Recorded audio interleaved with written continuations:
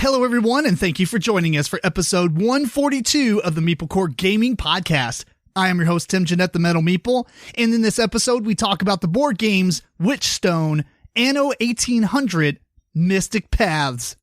And then I recap our experiences and review Origins Game Fair 2021 and much more.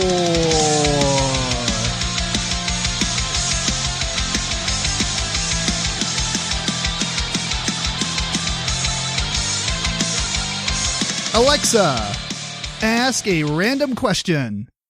Sorry, I'm having trouble accessing your random question skill right now. I don't know what's up with that, but it's all right. We got lots to talk about on this episode anyway. So that's weird. That's weird. I need to replace that one. That's an old first gen Alexa, and it's been doing that randomly recently, even though it does other things. So it's just having issues with that skill. Maybe it's not compatible with this one. I don't know. Either way, like I said, we have a lot to go over this episode. We're talking about Origins Game Fair 2021. We got 3 games that we actually played a couple times there at the convention, as well as other games that I'll mention as well. Tons and tons of stuff to talk about. But before we talk about games and the Game Fair, I do want to mention that what I've been up to otherwise is Castlevania came out with a game on the iOS Apple, the Apple Arcade. And man, it's really fun. It really has this annoying, like, mobile game style to it because, you know, you got login bonuses and you complete stages and you summon guys and things like that. But what's really cool is since Apple Arcade doesn't have anything to do with, you know, paying money for downloads or opening loot boxes and such, it's totally confined into this app. So yeah, you get the mobile kind of experience, but you're not chucking a bunch of money at it. It's a really cool compromise, actually. So if you want to play a game, if you like the mobile games and the gacha system where you're opening up loot boxes and summoning dudes and getting cooler gear and having to upgrade stuff a lot, it has that entirely built into it without the need to actually spend money. So really well done. The game itself is pretty straightforward. You just move around on a 2D stage and it's okay. It's okay. I think I may have talked about this one maybe some last episode, but I'm a lot farther into the game this time that we're talking about it. So really neat. Anyway, most of what I've been up to though is going to Origins. And I apologize about not putting up an episode last week.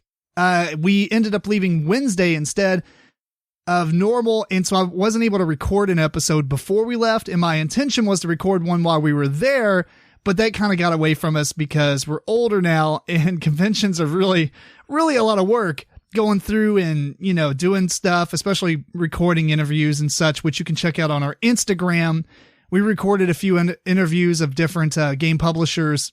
Put those on the IGTV, which, you know, is just one of the tabs on our profile on Instagram. So check those out. And I post a lot of pictures. There'll be more pictures soon. It's hard to post a lot of content while you're there, you know, just because you're doing so much. But let's, you know what, before we get into the games, let's start off and go straight into the Origins review or whatever you want to call it and go through there because the games that we played were games that we played for the convention or at the convention. And so I want to talk about those afterwards. And I got tons and tons to talk about with going to Origins. So I have some notes here so I don't forget things because yay, I am prepared.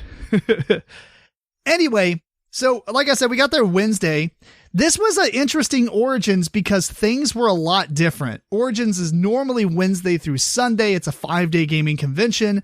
And this had some things going on Wednesday, but what's interesting is that the vendor area or dealer's hall was not open on Thursday, and they didn't convey that information very well, I don't believe, because we did not know that. Not a big deal. We did a lot of stuff instead. But it is interesting trying to stand around and be like, when's this thing open? Oh, everybody's still unpacking, you know? The vendor area or dealer's hall was half of one of the exhibit halls. So if you've been to the Columbus Convention Center, they have exhibit hall A, B, C, and I think D.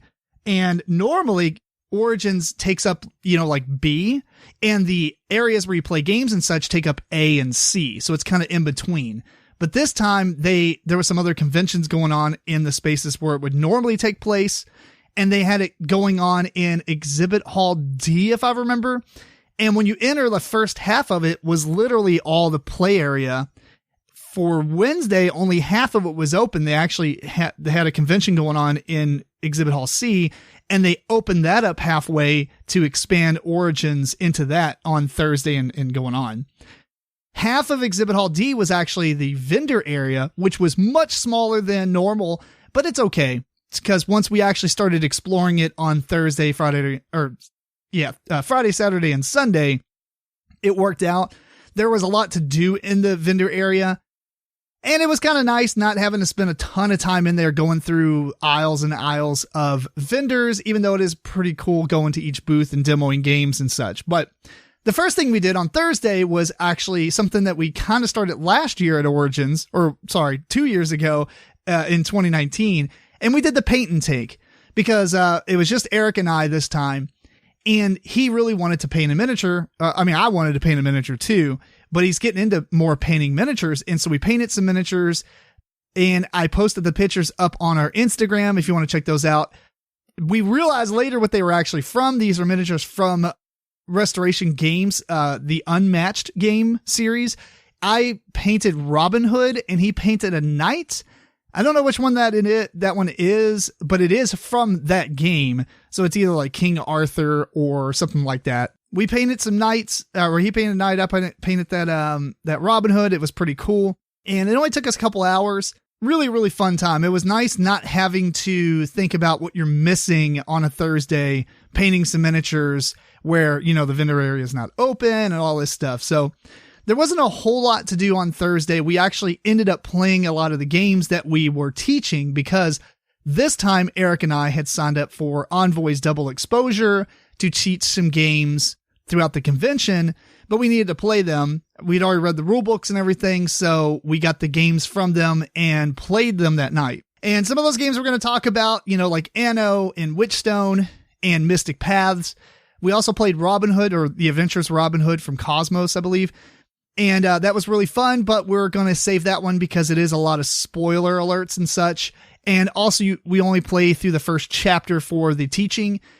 And I believe you really need to play more than that to experience the game. It's like any other legacy game, but this isn't really a legacy game, I guess, because you can reset the entire game when you're finished with it. Picture the dual layer board, but you can, as you're doing things, you'll flip things around, right? You'll take this piece of the terrain off the board and flip it. And now there's a carriage there, or flip it and there's guards and such. So it actually has a giant novel of a book that you use for the adventure. It's like a choose your own adventure type of thing. Really, real well done. Without giving away any spoilers, I will say that the mechanisms going on are pretty cool. I'm really excited to see them come out with another game like this. I think this is a good foundation to start with. And so far, the story is pretty nice. It is one of those games I think you can only play at one time, though. Once you play through all 9 chapters, you've kind of experienced it. Although, you could play it with somebody else and maybe just be the DM or something like that. The game doesn't really have a person dedicated for that. You pass the book around, but it's neat to be able to play it again, but don't make a lot of decisions or tell people what to do because you're going to know exactly what happens. But you can miss a lot because there's all these extra things on the board that you can do and go out of your way for, like side quests and things like that. So it has some replayability, but I don't feel like it would be as good playing it with the same group again. And also, the whole story, but then again, if you know the Robin Hood story, it's basically that almost verbatim. So anyway, we'll talk about that in the future episode, but with the double exposure, we did teach Anno 1800, Mystic Paths, and the Witchstone game. Those 3 I'm going to talk about later in the episode individually. We played a lot of other games though, but I will say that we did teach those games to a couple of groups of people. And for the most part, Anno went over really well. Mystic Paths went over really well as well. They had some issues with the game as far as like the thematics and such, but I'll mention those in the review later. And Witchstone went over really well as well. That one and Anno are pretty good. We'll go over those and talk more details on, everything for that one or those two later. But let's talk about everything else we did at the con. As we were walking around the convention center, the dealers area, we did find a couple of things worth mentioning. Some of these are on our Instagram, so you might have already seen some of the posts. But somebody 3D printed these things called dice spinners. I don't know if that's the official name. That's what I'm calling them. And they're really cool. It basically a picture like a gear system. You hold it in your hand and you spin it, and all these little gears around it are twisting and turning, and it eventually points to a number. And they have like D6, D8, D10, all the D&D style dice configurations. Really, really neat system. This is really well done. It must have took a lot of time to kind of math this out. Some people mentioned there are some issues with it kind of pointing the arrow in between two gears, but you just shifted a little bit to the next gear it would have reached. So check out the Instagram post on that one. It's a reel, one of the TikToks of Instagram type of thing on our Instagram account. One of the games that we demoed was Reality Shift, and George and I had talked about this one a long time ago. This is a racing game that had cubes, and each side of the cube had like a 3 or maybe it's a 4x4 grid of spaces, and you're basically building a racetrack out of it. But you can play cards to actually shift the racetrack around. So you can move the cubes on top of each other. You can turn them or slide them, which if somebody's on the side of a cube and you let the cube roll, it'll smash their car. And the whole point of the game is you're trying to smash each other to send them back to the beginning while you're trying to race to the finish line. Anytime somebody dies, on their next turn, you'll respawn at the very start. So really brutal game. It is, highly interactive in that regard. So really neat. This one's just out for demo. It was not available for purchase, but I recommend looking into this one if you want a racing game, because man, that was super cool. We also played a game called For Glory, which I have to say is the most metal board game of Origins 2021. They have a Kickstarter coming out for the expansion in October on the 19th. I'll try to get something up as far as a review of the game. I did get a review copy from Alex, who is the owner of Spiel Craft Games and designer of the game as well. Really cool game. Basically, it's a deck builder, and you play it over 3 kind of rounds, I guess. So when you're playing it, you'll put gladiators out. And when you put gladiators out and you hit the certain threshold, the end of the round will trigger. And then at the end of the round, this game's, by the way, for 2 players, caveat. You'll once you get to the end of the round, then you just basically have a battle between your gladiators and your opponent's gladiators. Then you'll move on to round 2 and then round 3, doing the same thing. You deck build until the threshold's met, and then you'll fight it out. The interesting thing about it is the winner is whoever has gladiators at the end of round 3 survived on their board. So there's really no victory points or anything like that. It's like trying to hone your deck as well as possible and get the right guys out on the last round. There's some other things you can do to make that better and easier and such. But overall, very brutal game. The artwork is super, super awesome. Really enjoyed the artwork to the game. The component quality is great. It comes with, if you have the premium edition, I don't even know if there's a regular edition, but they have all these like kind of pewter pieces that you use for like the triggering the end of the round and everything. Really good game. The expansion's going to add it up to 4 players, I believe, and add some other stuff. We actually played a 3-player game of this. So we played with the expansion. I'm looking forward to playing it 1-on-1 to see how crazy it gets and how cool it is. So really, really excited about this one. Stay tuned for that. There will be some kind of review, and also I might try to post that one on the Dice Tower in my first round of reviews that I've, now that I came back to doing reviews on the Dice Tower. So I'll let you know when that stuff reaches there. Some of the other games that we kind of demoed but didn't really play that much. This one we did play, but we played with less health, so we didn't really play a full game. But it's called Knights of the Hound Table, which is a really funny pun. But basically, you play a group of dogs, and they said something like, this was one of the interviews that we did, if you want to check out the Instagram. But basically, they said there's some kind of calamity that happened, and they don't know what it was. Maybe it was a fire engine, or maybe it was whatever. But the dogs don't know what team they're on because they're colorblind. Obviously because dogs are colorblind. So Funny story, but basically the game is kind of a loose deck builder where you will draw 3 cards each turn, assign one into your attacking slot, defending slot, and ability slot. And then all this stuff resolves at the same time. I mean, you step through it. So my attacker attacks your defender, but we calculate how much health they have or whatever. And then, or not health they have, but how much damage they do versus how much they defend. If you do more damage than defense, it actually goes to the player. And then I think you start with 30 life. We only started with 15, but that's what you're trying to do is knock the other player's life down to 0. Before you do all that though, you actually do the ability. So the ability is pretty important.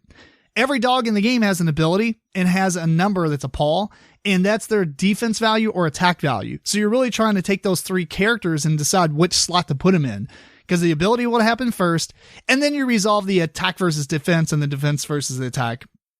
I mean, it doesn't matter if, you die or not. It's all kind of resolved quote unquote simultaneously, I guess. And it's pretty interesting. For a small little game, I thought it was pretty cute and neat. It would, I don't know, it would have to take a few plays to see if it actually has legs to stand on, just because I'm not sure how deep the gameplay is, because you only resolve one ability each turn.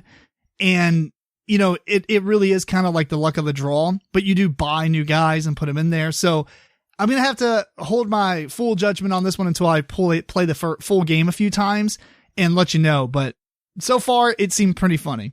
There was another game that we saw called Magic Mountain, which is a kid's game, and picture like a dice rolling game, but there's marbles instead. There's a giant board that's kind of shifted on one side, and it has all these paths that the marbles can take. And there's these, I don't know what they are, like blue and black figures. I think the black ones are witches, and the blue ones might be wizards. You take a marble out of the bag, say it's blue, you choose what path to roll it down.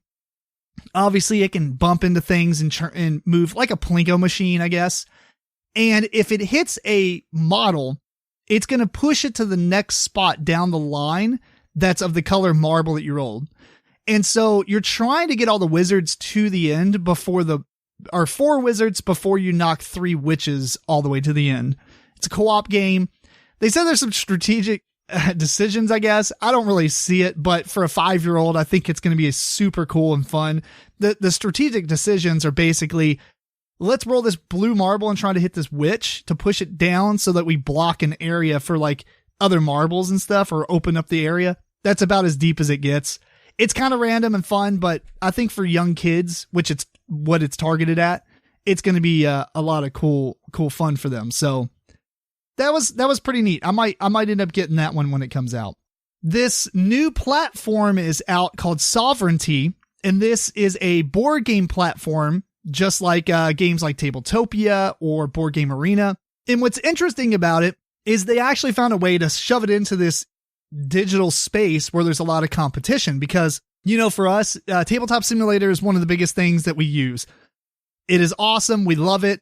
It is a pay-to-play game, or not pay-to-play, but you pay $30 usually to get it, unless it's on sale. You will download any of the, DLCs if you want to pay money for those, or there's an entire community or workshop where people can upload their own, mods and things like that. So there's a lot of unofficial things out there and a lot of official things, and it's awesome. But it isn't rules enforced, so if you don't like that, that's not something you would like, right? Same thing with Tabletopia. There's no rules enforcement on that. You just have to know how to play the game and actually run through the motions and etc. However, Tabletopia, the thing is it's a little bit clunkier, but it runs in a browser. So, those you don't really take one's not better than the other, even though I do believe that Tabletop Simulator is more of my favorite of those two. And then you enter the webpage games where you have like Board Game Arena and Yukata and all those other ones. And those are rules enforced, but usually they look pretty blah, because it's a bunch of 2D elements. I know they have like a little 3D thing you can click, but whatever. It's fun. It's really good. I like Board Game Arena, specifically for the asynchronous play. I don't really feel like I'm playing a board game as much because I can't make mistakes and things. I like the idea of being able to, have to go through the motions of the game, not let the game take me through the motions like a video game, I guess, but that's okay. It's really good. Sovereignty kind of fits between that and Tabletopia, where it's a 3D game. It has 3D components, but it is rules enforced. So in that case, I think it kind of competes for me against Tabletopia, simply because they run on a lot of things, right? Tabletopia has apps. Tabletop Simulator has to run completely on a computer, right? It's not like a mobile app or anything else. But the other games, or Sovereignty, will actually run on mobile or a tablet. You can cross-platform it and everything. So really cool. The library is a little bit small right now. It's like 20 or 25 games or so, but they have some really good ones on there, especially Planet Unknown and Dice Miner is coming soon. Really cool stuff. I really liked it. At first, I was kind of skeptical, but as I started playing it and using it and everything, I'm really starting to like it. I like that you could use your iPhone and basically have voice chat and everything. Super cool. I don't know how much personally I'm going to use it because I am on my computer a lot, but you can use it on your computer. It's just that we like Tabletop Simulator so much, specifically because we like the ability to not be confined by rules, I guess. But I think there's a huge market for people that do like to be confined by rules and have the game, show you like, here's your options and that's what you get to do, right? You can't just make mistakes and stuff. So I'm excited for them and excited to see this grow. I think it'll actually do pretty well. I think they nudged right into an area where there was a need for it, and it's pretty cool. So check that out. It's called Sovereignty. It's Sovranti. By the way, I have no affiliation with them. This is just me giving my opinion. So I'm not getting paid or anything to say this crap, but we did interview them on the Instagram TV. So check that out on our Instagram. There's some other stuff that we did. We demoed some other games. We played Iberian Gauge, which was really good. I'll probably talk about that one next episode. That's a train game by Capstone Games. It was surprisingly a lot better than I thought it would be. And I don't like stock games. So that was a blessing, right? We bought this game called Wild One. I don't know what the publishing company is, but it's Wild One. It's like a family kind of husband and wife type of team. And I guess their daughter helped on it. Really cool people. I decided to support them. We bought the game. We actually played it at the hotel. Ironically, or not ironically, but funnily enough, we didn't have a table.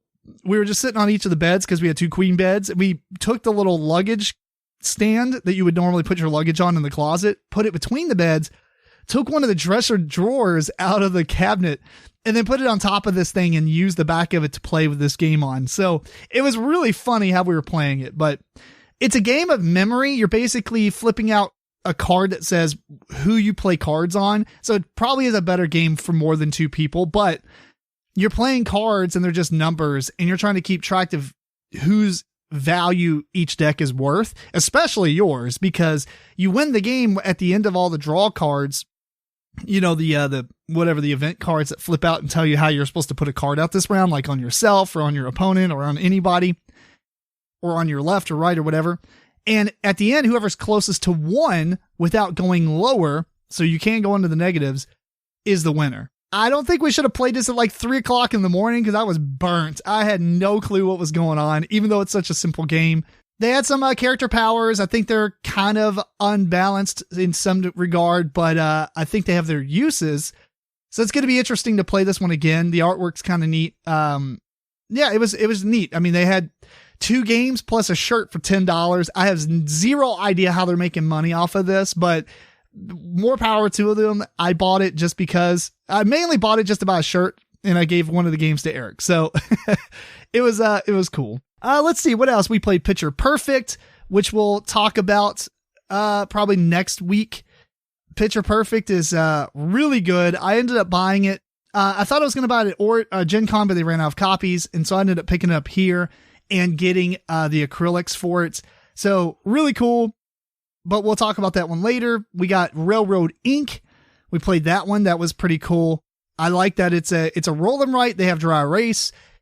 All the dice have like roads and railroads, and some of them will actually allow you to connect them together. And you're trying to put them on this grid of squares and connect as many exits, which are on the outside of this grid, together. And at the end of the game, you get points for like having the longest railroad, or not against other players, but your longest railroad gives you points. Your longest road gives you points.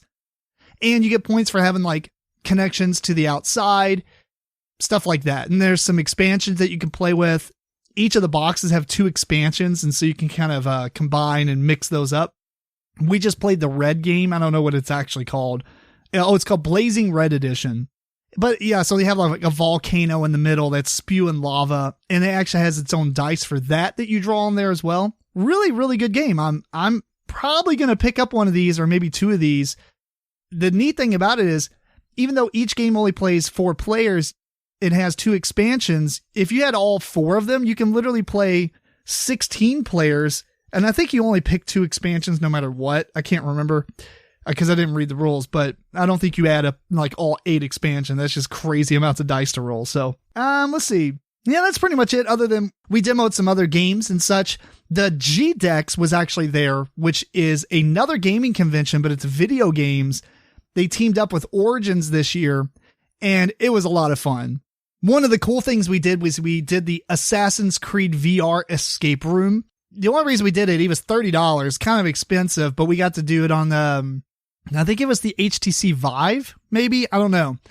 Either way, or maybe it was Oculus. I don't know. I think it was the HTC Vive, even though the game says it only works on Oculus. That doesn't make any sense because I'm pretty sure it wasn't the Oculus Rift. Either way, though, it was a really cool escape room, but I don't know if I would actually say it was a great escape room. It was more of like a co-op adventure escape game because there wasn't a lot of puzzles. It was mostly like, all right, one person has to shoot these arrows at the wall, which have these grips on them so the other player can climb, which was crazy because I've never done any kind of jungle gym climbing stuff in a VR game. And that was a lot of fun. Just don't look down. It does give you vertigo. But there was some other cool parts of the game that was cooperative in an escape room style where you had these gears that you had to put on the wall and you had to throw them to your opponent, or not opponent, but your buddy, but they were through a hole. So you had to pick it up and actually roll them around, and get them to each other. You can get torches and carry them around and light these braziers and stuff. As far as escape room, there wasn't any puzzles, I don't think. I mean, maybe some of them are lightly puzzles.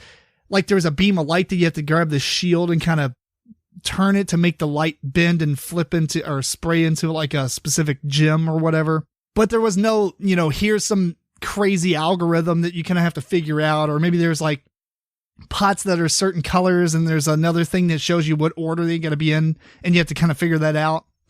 Nothing really like that. It was a lot of platforming basically and helping the other person out. Maybe you had to twist these gears to make the handholds come into view for the other player so that they can climb. But it was pretty neat. They said we were the second fastest team to solve it. We solved it in 29 minutes, but and the other team was 27 minutes. I think we won though, because for a few minutes our headsets went out and they had to troubleshoot that. So I'm claiming victory. I don't care. It was really cool though. We played some other stuff at the GDEX convention, like Squishy Sports, which is a indie game coming. It's so funny and chaotic. I can't wait till it comes out on something that my son can play it on because it's really funny. And we played, I don't know, some other kind of indie games, and we checked everything out. They had a lot of cool booths in the dealer area where they had a bunch of tiny TVs and tiny little Game Boys and such. And when I say tiny, these things, the Game Boy will fit on your fingerprint of your index finger. It was so small. It was crazy. Yeah, I don't know. There's some other stuff we did too. I mean, Restoration Games had one of those penny crunching machines that actually, smush a penny. You would see them at like aquariums or zoos and such. You like turn the gears, you put 50 cents in, put a penny, you turn the gears and it squishes out the penny to one of the shapes of, whatever they have on the machine. But the coolest thing is this one had a Fireball Island token that actually replaces the token in the game. So I did that. That was pretty cool. There's a lot of other games that we checked out at the convention and such. But overall though, I will say that even though it was a smaller convention, probably like 8 to 10,000 attendees, if I had to guess, whereas normally Origins has 21,000. So it's definitely dropped down from that for this year. I think it'll go back up next year as long as the pandemic doesn't kind of creep out more. But the inclusion of GDEX was a really cool one. I like the fact that they included that. And I'm looking forward to, I really hope they do this each year where they add that in, because having all the video games and such really works for us because we're a video game / board game podcast. It was just super cool. I really enjoyed that. And I think that it's a good inclusion. I've heard that GDEX has a decent turnout as far as people. So maybe next year, maybe we're looking at, if it's a full convention, maybe 25,000 people. Be pretty cool, but we'll see. Overall, I think that Origins was pretty good. It was a really fun time. Really nice to get back to conventions.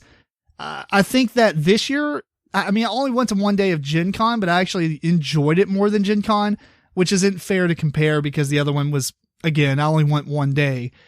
But as far as the vendor area, I liked it better. I did like the inclusion of all the video games and stuff. That was pretty cool.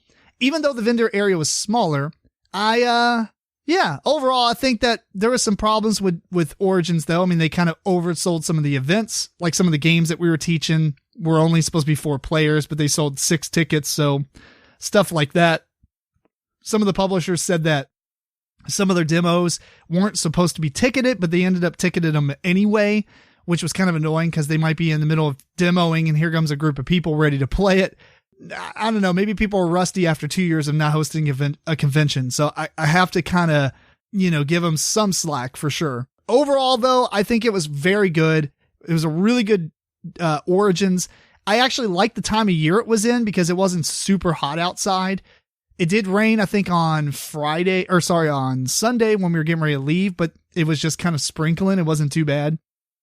Overall, though, the weather was really nice, and it was really cool because I know a lot of people like it normally because it's on the same weekend as Pride, but I get really annoyed when conventions are on the weekend of something else. Like, for instance, in Gen Con, I hate when it's on a weekend whenever they have like football games or whatever, which I know they don't with Gen Con normally, but this year they did.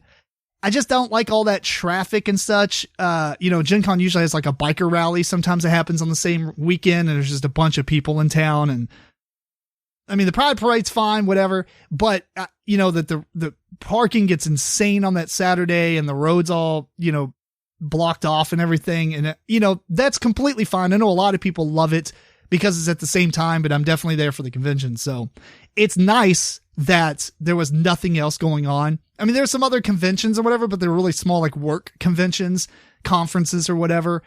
And you'd almost never saw any of those people, especially on the weekend. I think most of it was Thursday and Friday. Either way, really cool. Looking forward to it again next year. I can't wait. I'm really looking forward to taking my son because I showed him a bunch of stuff and he's already took a bunch of my dice. He's really getting into the collecting dice, even though he really doesn't know. He knows what it's for, but not all the different shapes and such for like D&D and such things like that. So anyway, let's get into some of the games that we actually played and give you some reviews of those. We got Witchstone, Anno 1800, and Mystic Paths. So first up, we have Witchstone, obviously published in 2021. This is by designer Martino Chiacheria and Reiner Knizia, and it's published by R&R Games. This is a 2 to 4 player game. Takes roughly about 60 to 90 minutes. I'd say an hour is probably pretty accurate. Maybe an hour and 20 if you got 4 players. In this game, you have a board in front of you. I suck at the themes, so sorry. But you have this board in front of you, and you have a stack of double hex tiles. You're going to flip out 5 of those, and those are the ones you're going to be able to select from. So on your turn, you're going to take one of those double hex tiles. You're going to sit it on this circle hexagon grid that's in front of you, and you're going to perform each side of this hex tile as many times as it's connected to other symbols that are like it. So if you put down one that has like an energy on one side and a scroll on the other, you're going to do the energy action however many times that you have energy symbols touching that tile. And then you're going to do the scroll action however many times that you have the scrolls, different scrolls touching each other. And you choose the order or whatever. But basically what you're trying to do is get points over 11 rounds because you'll do a tile, you'll draw a new tile in its place, and you'll keep doing that until your tile stack runs out and you have 5 left over, and you'll do one of those 5. So you're not going to do 4 of your tiles throughout the game. And once you put that down, the tile down in your grid or whatever, and you perform the actions, that's the end of your turn. So there's 6 different actions. There's one that's an energy symbol. It looks like a little plastic, I don't know, like a diamond almost, but it's like a crystal. On the main board, there's this huge circle that is kind of Ticket to Ride-ish. You have all these destinations that you can go to, like cities, but they're like a red location or a blue location or a green location. And they are connected by so many, like 1, 2, or 3 energy spaces. And so when you take the energy action, you're going to put out energies out there on the board in those spots like you would Ticket to Ride. And if you complete a path, then you're going to get 1, 3, or 6 points, depending on if you put 1 or completed a 1, 2, or 3 path. On top of that, it's also going to play into effect with the other actions, such as the witch action. When you get to do a witch action, you'll put a witch out at your starting location, and then you can spend a witch action to move your witch around and leave it at any of these locations. And that might matter for some of these scoring cards or whatever, which we'll talk about here in a second. But on top of that, when you move to a new area, there's a token that you get to collect, and it'll let you do that action immediately. There's the pentagram action. When you do it, you'll move around on this circle that's also on the main board. And as you cross certain spaces on this circle, you'll get to pick up point tiles. They start really high, then go low, like 7, 6, 5, 4, 3, 2, 1. And if you cross them again, you actually get the next as well. So it's not a first come, first serve. It's first come, first serve multiple times. There's also extra action tokens out there that you can collect into immediately or put them on your board as symbols. There are the crystal action, because on your main board, there's these crystals that are there, and they're blocking spaces so you can't put tiles. So you need to spend crystal actions to move those crystals to other spaces. But if you move them off your board on certain parts of the board, it'll actually generate an action of whatever symbol it shows. So it helps to move them around and get them off your board as well. There is the wand action. When you do the wand action, you're going to move up on this wand track. And as you move up on that track, it'll give you stuff. And there are specific spots on it that will score you points based on a criteria. Like however many connections you made on the main board with crystals energy, or, how many of these tokens you've gathered from the other things, like those purple tokens you get from moving around on the pentagrams thing or whatever. The other thing I forgot to mention is as you're moving all those crystals off your board, they actually go onto these little jars on the main board and give you actions for that. The last type of action is going to let you get scroll cards. Depending on how many scrolls you have, that's how many things you get to select from. There's a row of 6 of them. And so if you only have 1 scroll, you top deck it. Essentially, you take the one that's available at the beginning. But if you have like 4 scrolls, then you get a choice. You always get 1 scroll for each scroll action, but you get to pick from the first 4 at that point. And then they all push down and refill the back ones.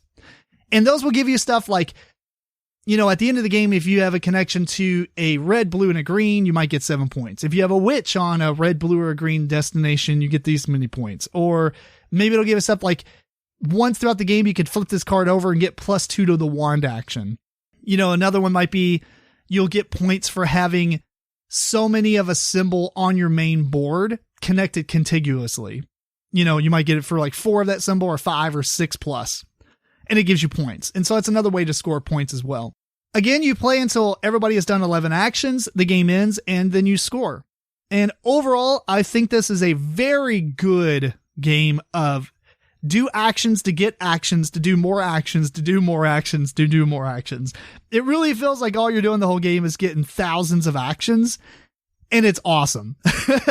You really just have all these cool combos going on. Well, I'll do this, I'll do this. Like one of the games we played at the very last turn that I did, I must have did 5 different actions, and each one had like 4 or 5 things going on, or, times 4 or 5. It was super cool. If you like that kind of comboing and such, this is a game you should try. It definitely is a very Euro game, but overall, very good. I like the components. The quality is great.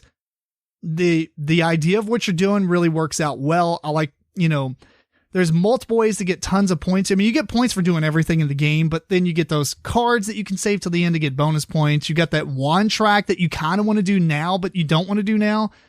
Because even though it gives you stuff, it kind of alternates between giving you stuff and giving you a scoring method that you have to score right then. So if I don't have enough of this thing, I don't want to go do it right now until later, but it kind of gives a benefit to the player who's going further on the wand track. So you kind of want to compete with them as well. There's also like the middle of the board that has a location, and like the first come first serve that goes there will get some bonus points. There's just everything in this game is points, and I really like it. I'm surprised this isn't designed by like Stefan Feld or something, because this is definitely a point salad game, and there is quite a bit to do. A lot of cool strategies to employ. I like that you have 5 tiles to always choose between, because maybe you want to put this tile out right now, but you want to save it until you get 2 of these other symbols that are kind of across your main player board closer, so that you can link them together with that one tile and do each of those actions like 7 or 8 times a piece. Super cool. Really looking forward to this one coming out. It's definitely a must buy. If you like Euros and you like these puzzly kind of games where you're doing a lot of stuff on your turn, even if you lose, you feel accomplished. Let's just put it that way. That's what is really nice about this game. I don't know. I don't have enough good things to say about it. I have plenty of good things to say about it. I don't have anything really critical. I like the components. I like everything about it. This is a super good game. I really, really like this one. Anyway, that is Witchstone, and I don't know if it's out yet. I don't believe so, but it is coming out before the end of 2021 for sure. And I would absolutely recommend checking it out. Looks like release date, it said August, but I think it's stuck on a boat or something. Either way, check it out. That is Witchstone. Next up is Anno 1800, published in 2020, which I don't think anybody's got their copy yet. So let's just say it's published 2021. And this is by KOSMOS. Its designer is Martin Wallace. And it's it's about 120 minutes. I'd say it's pretty accurate for 2 to 4 players. In this game, you're basically trying to get resources to complete cards that are in your hand. The first player to complete their cards in their hand will trigger the end of the game. You play to the end of the round, then you do one more round, and then you're going to add up points. Now, if you're a fan of the Anno 1800 video game, I'm sure there's a lot of thematic elements that tie the two together. For me, pretty much it's just a Euro game with a theme. The theme is basically like you're on this new island and you're expanding and trying to make this island bigger and win the influence of the queen or something. Either way, like I said, you're literally just trying to get new tiles to get resources to complete the cards in your hand, is basically what it is. You start the game with, I think, 9 cards, and these cards are generated based on the worker cubes that you have. So everybody starts off with some farmers and some builders and some artisans. And then there are engineers, and then there are investors. But you don't start off with those 2. Anytime you gain a worker cube, you have to draw a card of that type into your hand, and that has a requirement to complete. So basically on your turn, you're going to do one action. There are 9 different actions available, and most of the actions are going to revolve around you completing a card in your hand, or buying a new tile from the board, or exploring new boards that you'll add onto your board to have more space, and or like upgrading your workers or buying new workers. That's basically most of the actions in the game. So let's talk about how you actually get resources real quick. The main board in front of you have all these pre-printed resource places. Like there's a lumber mill, and on the lumber mill, there's 2 green spots, which means you can put a green person there, which is essentially just a green cube, which represents a farmer. You have spots for all the different types of workers on your board. So that's where they stay at first. If you wanted to build a tile or a card that required a lumber, some lumber and a coal, then you would actually have to, I'm going to build this, and I'm going to use this farmer and move him down onto the space with the lumber. And I'm going to use this coal and move, like, I think it's blue, and move him down onto a space with the coal. And that would essentially give you the resources you need to complete that card or buy that tile. All the tiles and all the cards have a purple banner that shows you the cost. That's basically how you're completing things. I'll quickly go over all the 9 actions real quick because it does matter. But basically you have the expand action, which is going to allow you to buy a new tile. Exactly what I just said. You can also buy shipyards, which work exactly the same way, or you can produce ships. And ships are going to give you trade tokens and exploration tokens. And they are kind of done exactly just like you would buy a tile or complete a card. You just can do multiples of them instead of one. And you can do as many based on how many workshops that you have to build ships or, whatever. So if you have 3 workshops, you can build 3 ships each round that you do the expand action. You can play and activate population cards. So any of the cards that you play require an action. It's one action. You play your card and that would be your turn. But you can activate the actions for free. So, or cards for free. So if you one round complete a card and put it face up, then a future round, you can flip that face down as a free action to get what it gives you. A lot of times you're going to get it right then anyway, because, why would you complete it and just hold on to it? But some of them will give you like bonus actions that you might want to save anyway, stuff like that. You can, if you don't like the cards in your hand, you can do an action to swap 3 of them out. You can increase your workforce. And what that means is you're going to spend resources to buy new guys, like workers and artisans, etc. But anytime you buy new workforce members, that's actually going to draw you more cards. But you don't have to be the person who completes the game or finishes, triggers the end game. You just got to have the most points at the end. So maybe you're not concerned with that. However, if you don't want more cards, you can do the upgrade action, which will upgrade like farmers to workers, or, green to blue or blue to red, or, red to purple. And that won't give you new cards, but it also doesn't give you a net gain of actual guys to use. There's 2 actions that allow you to explore the old world and the new world. These are essentially just tiles that you'll place next to your board. The old world will give you a lot of space to build onto and more space for ships. And the old world will the new world will give you some 3 of these trading abilities, which you can spend trade tokens from your ships in order to gain resources that you can't get from the other tiles and such. Because some of the tiles to upgrade to, like if you want to do tobacco or chocolate or whatever, they require materials that you could only get from the new world cards. So you do need to get these into your possession if you want to upgrade certain things. But once you get those, they're highly sought after. So we'll talk about trading here in a minute, but you can also get expedition cards. These are something you're going to get later on, because at the end of the game, you can place your red or your purple or your investors onto these tiles to make them worth bonus points at the end. So you don't need to collect them throughout the game, but it helps. You definitely want to collect them by the end of the game because it gives you bonus points.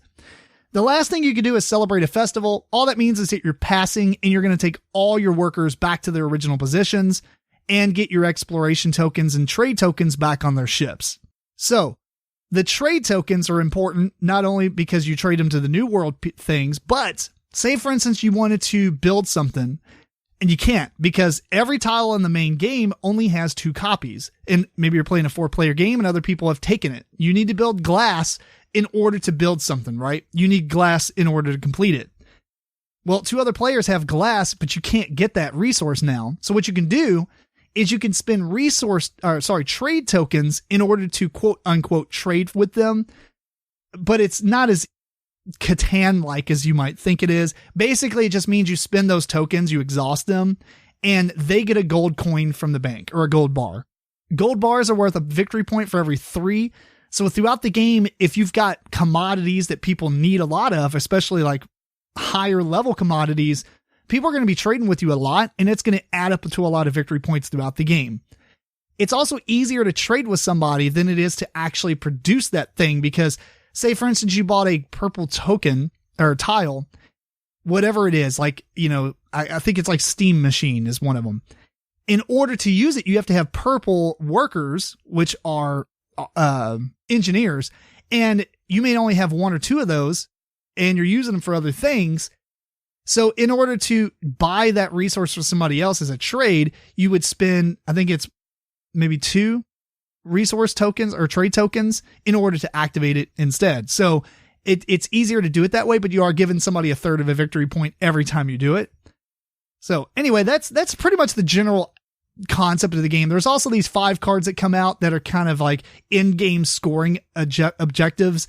So you want to keep conscious of those. And at the end of the game, you'll get victory points for that. So, and that drives a lot of the game, honestly. Overall, I think this game is fantastic. This is a very, very good Euro game, and there is a lot going on. I mean, it's not that complicated of a game. You really are just buying tiles in order to use them to complete cards. And sometimes you'll do other actions to expand your board if you need space and maybe get more guys. That's literally the concept of the game. There's a lot of stuff going on when you sit down at the table and you see like 1,000 tiles. You think it's going to be more complicated. And it's really not that complex. I really enjoy how quick and simple it was to teach because I lost no one when I taught this game every time I taught it. So people had questions on like, why would I do this instead of this? And I could point it out because there's some things that you can get wood, but it costs red and those other ones will cost you blue. And I'm like, well, blue guys are easier to get. They're like, oh, well, that makes sense. But having all this stuff going on, you don't really see that ahead of time. So it's really easy to overlook certain tiles and their usefulness. But overall, the game is really good. I think it has a lot of replayability, specifically because of the objective cards. I don't remember what they're actually called, but those objective cards really kind of drive the game because it'll give you victory points for having the most of something, or it'll give you victory points for having certain tiles. And again, those are limited. So it's not like everybody can get max points from them. Really good. Some of those objective tiles are actually actions, like you can spend gold bars on to take another turn, for instance. Lots of cool stuff going on. The game is really, really a nice length. We played this 2 players and we did it in an hour, which is crazy. One of the games that I taught, they played it in, I think, about an hour and 40 minutes, and that's including teaching. So the game is very, very, and that's the first time they ever played it, like all of them. Really good length for this type of game. A lot of stuff going on. Really nice components. About the only thing I would say is the trade and exploration tokens could have been a little bit thicker because they kind of get lost when you got them on your board and stuff. Or maybe if you had kind of upgraded components like, wooden pieces or whatever, but you need a lot of them. It'd be a much more expensive game. The only thing I will say is when you first start playing this game, the enormous amount of cards you get in your hand makes the decisions almost too many at the very beginning. You're like, what do I do?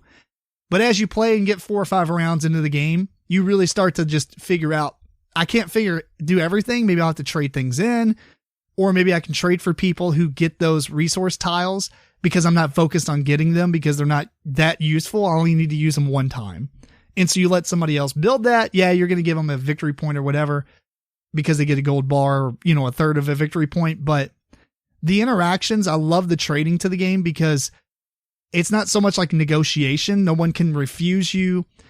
Even if they've used up all the spots on that resource tile, you can still do it as long as they can produce that, as long as they have a tile that can produce that resource, you can always trade with them.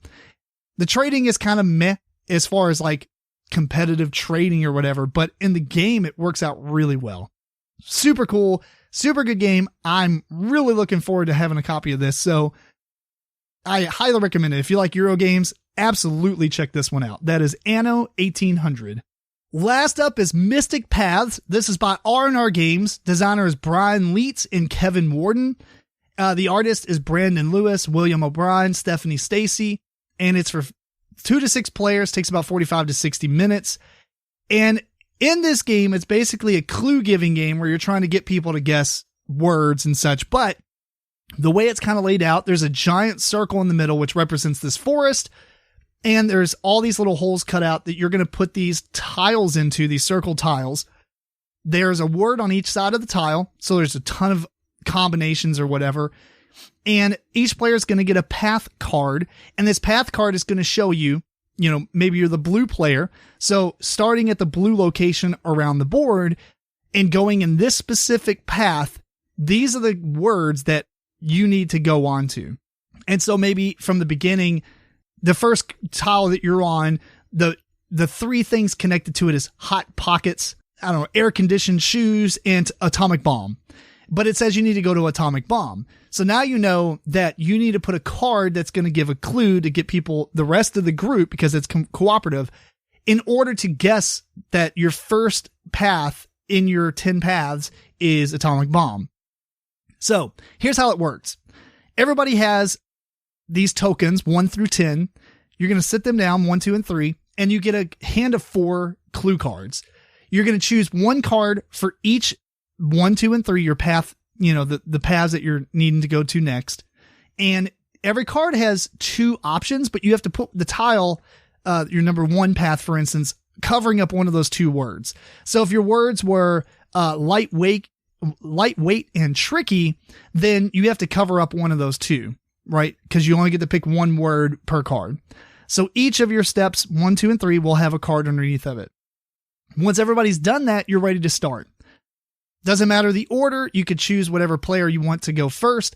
Obviously, that player is not really going to say anything, but the rest of the group will look at the clue cards they put out for each of the next 3 paths that they have and decide as a team what they think the next steps or next path steps that player needs to take on the board. And so again, if I wanted to get to atomic bomb, maybe I'll put something that says enormous, or maybe I'll put something that says, fire or something, because maybe fire doesn't matter for the other 2 things like air conditioned shoes or hot pockets. Although hot pockets could be fire because they might be really hot when you get them out and you bite into it. So maybe that wouldn't be a good option. You do have these little tokens called not tokens, NOT. And when you place it on the card, it actually kind of says it's not hot or not fire, or if it says enormous, not enormous.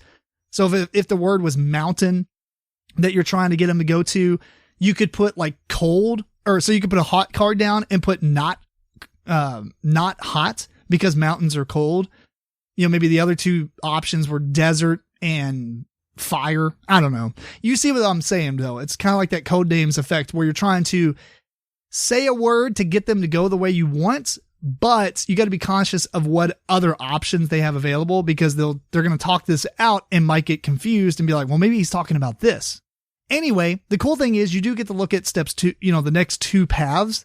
So if you can't figure out where the player's trying to get you go on the first path, we're like, well, let's work backwards, right? Let's work backwards from 3. Maybe the 3 is destructive, and you look around and like atomic bomb is the only thing that seems destructive. And it just so happens if they take these 3 steps, they'll land on it. So maybe that is their 3rd option, and then we'll go back to 2 and 1, etc. Regardless of how you figure it out, as a team, you do have to point to the next path and say, is this it? And they have to say yes or no. They can't say anything else. If they say yes, great. Their little miniature will move onto that space. Every miniature has a base. Like if you look at a lot of CMON games, they have these little bases that they slot into. So you pull the base off and you leave it on the space that you left, so that everybody knows that when you move off a space that you came from this other tile, so you don't have to remember it. It just basically says that's not an option on this next step. And then you'll do this for every player. When you're finished, or if somebody gets it wrong, by the way, you put a not token on the guess. So say I said hot, and instead of picking atomic bomb, they picked hot pockets, or I said fire, we would put a not token on hot pockets. My turn would be done and we keep going. Any of the ones that people got right, you'll discard those clue cards and that token, the number 1, 2, 3 or whatever. And you're going to put the next number down. So say for instance, at the beginning you have 1, 2, and 3. Then they solved for you like 1 and 2, but they didn't get 3 correct. So now you're going to have 3, 4, and 5 for round 2 to get people to guess. If players guess all 10 of your path words by the end of round 4, you will get a gold trophy, which will give you plus 2 points. If they solve all your 10 by the end of round 5, which is the final round, you will get a silver trophy, which is plus 1 point. You also get plus 1 point for every step that you made it through. So your path card, if it's all completed at 10 and you got the gold trophy, the max points you can get in the game is 12. If you didn't get it and you only got to step 8, then you're contributing 8 points. So at the end of the game, after 5 rounds, you add up everybody's points, add them together, divide by the player count, and that gives you an average. And in the book, it tells you how well you did. So if you did 11 plus, you get the max score, and then 10, 9, 8, 7, all the way down to whatever. And that's basically the game. There's maybe some little things here and there that I'm not going to worry about going over, but that's for the most part the game. Especially if you look at a picture, it'll make more sense. And here's my criticisms about the game. I will say that it is actually really fun. It's a fun activity, I guess. But when it comes to a game, it's okay. If that makes sense. Like the scoring is every single time we played this in the times I taught it and everything, we always scored 10 plus. So yeah, it wasn't maximum. Sometimes it was maximum, but I never saw anybody get less than that. I think maybe the game's a little too easy, possibly, just because you can always see 3 things ahead of, people have 3 clues out and you can kind of work backwards. And it just, if people are pretty competent, it really does. It seems like it's just a little too easy if I had to guess. The other thing is, and I saw a lot of people say this, the theme was actually kind of meh. Like the theme of the game, it's neat. You're trying to like go through a forest and get all these, like it's your final exam and you're going through this forest and you're trying to get all these keywords to open up the final portal. Whatever, dude. It's like a party game. So I feel like this theme was probably a wrong choice for this type of game. It seems like it's more strategic than of a game than it is more of a party game. And it really is just kind of a weird thing because all these words, none of them are mystical. I mean, air conditioned shoes, electricity. You've got stuff like elves and things like that. You've got fantasy words as well, but there's a lot of stuff. I mean, Hitler's in the game. So some people might not like that. There's a lot of words like the Eiffel Tower. Like that doesn't make any sense for what the theme of the game is. And I think a lot of people were kind of distracted by that or at least criticize it in the end. And I kind of get it. Like it would make more sense if this was more of like a spider web, like a web of lies, or like a cargo net that you threw, not a cargo net, but like a net you threw out in the sea and you're collecting words. Like, I mean, it doesn't have to be a serious theme. It can be kind of lighthearted or whatever. But I think that adding this fantasy theme to it might actually probably be bad for it in the end. I don't know. We'll see. But it just wasn't a good choice with the words that they use. It's almost like a disconnect. If it was all mystical themes like crystal and the elements, like fire, wind, water, and like, stuff like that, it would be kind of neat, or all fantasy words and such. I think that would probably play better with it in the end, but it is what it is. The miniatures are okay. They're neat, but the bases on them, the way you use them just seems really stupid. I get why they use them, because you're using it to mark the place you came from last. So it's not an option for people to guess, but it just looks kind of silly leaving an empty base from a character mini just sitting there, especially because once you play 6 players and everybody's kind of in the middle, you got all these bases everywhere. You got miniatures on other things, people getting things wrong. You're putting out these knot tokens and it's really kind of hard to see some of the colors, like the black and the green character knot tokens kind of look similar. And so it just gets kind of clustered and just nuts. And it just looks, I don't know, unpleasing, I guess. There could have been a better way there has to be a better way they could have done that. Like maybe have giant rings that you would put around each of the circles to kind of clearly dictate that that's the one you're on, like wooden rings that are pretty thick. Because even if you stack them, because players can be on the same word. But as it is right now, there's a lot of moving pieces around because they're blocking words. They're standing on top of words, or you shift them off to the side of the tile. But now you're between 2 tiles and you're like, were you here or here type of deal? I mean, it's easy to figure out because they have a path card and they can be like, well, I'm on this one. But it's just kind of annoying visually to look at when there's a lot of stuff. It's a much funner game to play with like 3 players because it doesn't seem as chaotic when you're looking at it. But overall, I don't know. The theme and the components and everything are kind of meh to me. I don't know. It's a fun game though. I'm not going to lie. It is a fun game. I just think that the things I mentioned kind of turned me off to the game a little bit, but every time I played it, I had a lot of fun. So I can't really say it's bad.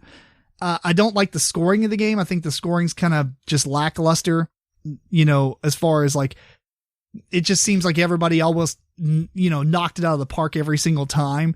And it kind of doesn't, I don't know. Maybe this would be better to play like in teams or whatever, but every time we played it was cooperatively. So there are some variants in the back of the book that would be fun to try out. But as it is right now, I think it's okay. I think it's neat. It's going to have its audience. I don't think this is the next Codenames or anything, but, I don't know if it was trying to be or not, or if it's just the people comparing it to Codenames, but it's fun. It's worth trying out. You're either going to love it or hate it.